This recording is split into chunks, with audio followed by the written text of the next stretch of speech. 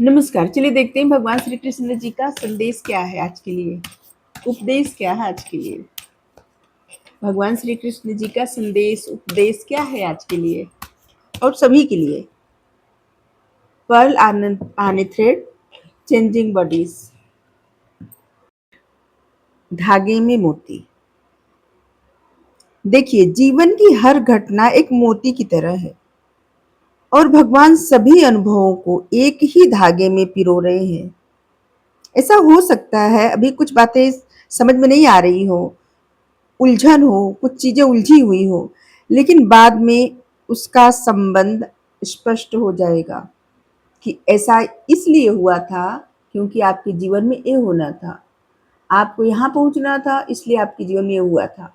जितना सब कुछ हो रहा है ना, जितनी भी घटनाएं हैं, अगर घटनाओं को लेकर के आपको चिंता होती है, दुख होता है और बार बार जैसे ऐसा क्यों हुआ, कोसना किसी इंसान को, किसी को भी, यहाँ पे भगवान कह रहे हैं ये सब भगवान किए हैं, जो भी घटनाएं हुई हैं, क्योंकि ये आपको आगे बढ़ाने के लिए हुई है। जितनी भी घटनाएं हुई हैं, कुछ भी जीवन, किसी के भी जीवन में कुछ भी यूं ही नहीं होता। सब कुछ ईश्वर की इच्छा से होता है। ईश्वर जो चाहते हैं वही होता है, क्योंकि वो आप ही के भीतर बैठे हैं। और इसलिए जो भी घटनाएं हो रही हैं, ये पूर्व जन्म का जो भी घटनाएं जीवन में घटती है ना, पूर्व जन्म में इंसान जो आकर्षित किए रहता है अपने जीवन में, वो सब जब दूसरा जन्म लेता है तो प्राप्त होता है और वो होना ही होता है। और इस जीवन में जो आकर्षित मतलब मैनिफेस्ट, इस जीवन में जब सारे कर्म कर जाते हैं नए, इसीलिए कहा जाता है ना, एक लाइफ का एक फेज खत्म हुआ, लाइफ का एक फेज खत्म हुआ, ऐसे कर्म का चक्र घूमता रहता है। अगर आपके मैनिफेस्टेशन आप कुछ अच्छा आकर्षित नहीं करते, फिर से पूर्व जन्म का वो सब आकर्षित होता है और मतलब फिर से पूर्व जन्म का वो सब चीजें, वो सब बातें आपको फिर मिलने लगती हैं जो आपने मैनिफेस्ट किया होता है। और इसीलिए एक चक्र पूरा होने के बाद अपने कर्मों पर, अपने मैनिफेस्टेशन पर, अपने इंटेंशन पर बहुत विशेष ध्यान देना चाहिए। ठीक है। और श्री कृष्ण भगवान जी आपको बता रहे हैं कि अपने जीवन की हर घटना को ईश्वर की योजना का हिस्सा मानिए। किसी एक अनुभव को पकड़ करके दुख या अहंकार में मत फंसिए कि जैसे ऐसे आपके अनुसार नहीं हुआ तो बस गुस्सा अहंकार आ गया, और नहीं तो बहुत ज्यादा दुख होने लगा कि ऐसा क्यों नहीं हुआ। जैसे होता है ना, किसी घटना को सोच करके इंसान क्रोधित होता है, उसे लगता है हाँ, हम हमारे साथ ऐसा कैसे हुआ, और किसी घटना को सोच के बहुत ज्यादा दुखी हो जाता है। यहाँ पे भगवान कह रहे हैं दोनों से बचने के लिए मत दुखी होइए, दुख मनाइए और ना ही अहंकार में फंसिए। जो कुछ हो रहा है वो ईश्वर कर रहे हैं, ठीक है, ईश्वर की योजना का हिस्सा है। इसलिए इसे जो भी हो रहा है ना, उसे स्वीकार करिए। किसी एक अनुभव को पकड़ करके मत बैठिए, ना दुख मनाइए ना अहंकार में फंसिए, धैर्य रखिए, क्योंकि हर अनुभव आपके आत्मिक विकास का एक मोती है। जीवन वो धागा है जिसमें परिस्थितियां मोती के जैसे पिरोई गई हैं। विश्वास बनाए रखिए, भगवान आपको सही दिशा में ले जा रहे हैं। बस विश्वास रहेगा आपका ना, आप वहां तक पहुंच जाएंगे जो आपको ईश्वर बनाना चाहते हैं। इंसान खुद कैसा बनना चाहता है ना,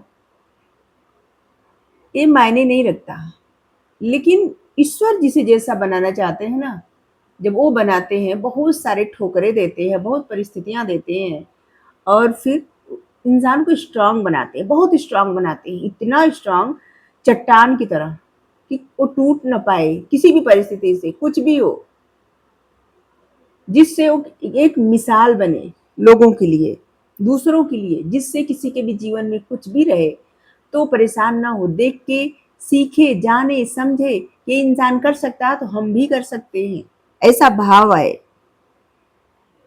इसलिए विश्वास बनाए रखिए, भगवान आपको सही दिशा में ले जा रहे हैं। चाहे अभी पूरी तस्वीर, पूरा सब कुछ स्पष्ट ना हो रहा हो, लेकिन आप सही दिशा में जा रहे हैं, इस बात का विश्वास रखिए। ठीक है? जो भी मिल रहा है उसे सहर्ष स्वीकार करिए, बदलाव से घबराइए मत।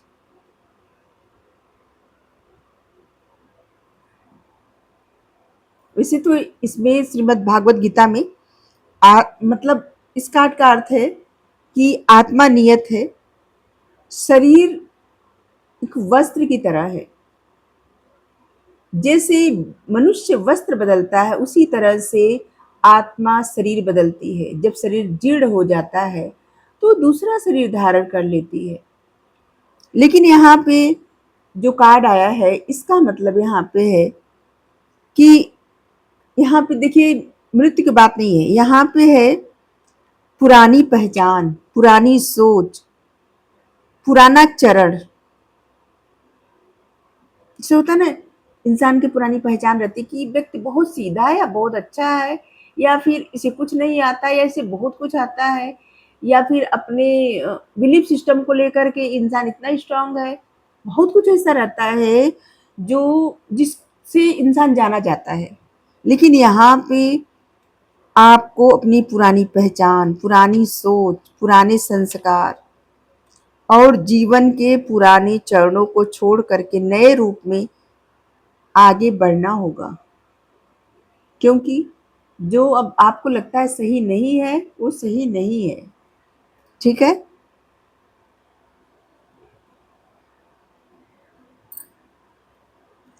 आपके जीवन से पुराना अध्याय शांति से समाप्त हो रहा है और उसे होने दीजिए।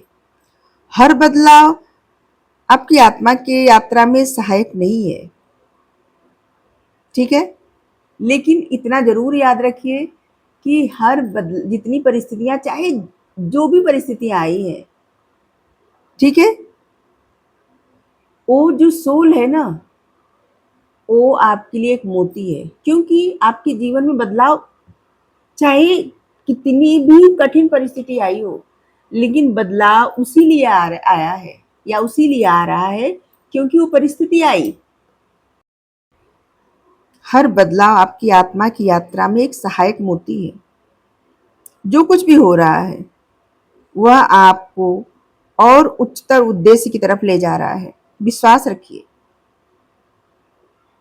आसक्ति को छोड़ना होगा। कर्म करते रहिए, कर्म से मत भागिए। चाहे कुछ भी हो, अपने कर्म पे डटे रहिए। ईश्वर की योजना पे विश्वास रखिए। हर अनुभव से सीखिए। कुछ भी व्यर्थ नहीं जाता, कुछ भी व्यर्थ नहीं होता। हर एक अनुभव जो मिलता है ना, जो हर एक परिस्थिति, वो सीखने के लिए मिलती है। ध्यान से सोचिए, कुछ भी ऐसे व्यर्थ की नहीं है कि ये यूं ही हुआ था। यूं ही कुछ नहीं होता। बदलाव का विरोध करने के बजाय उसे अपने आत्मिक विकास का हिस्सा समझिए।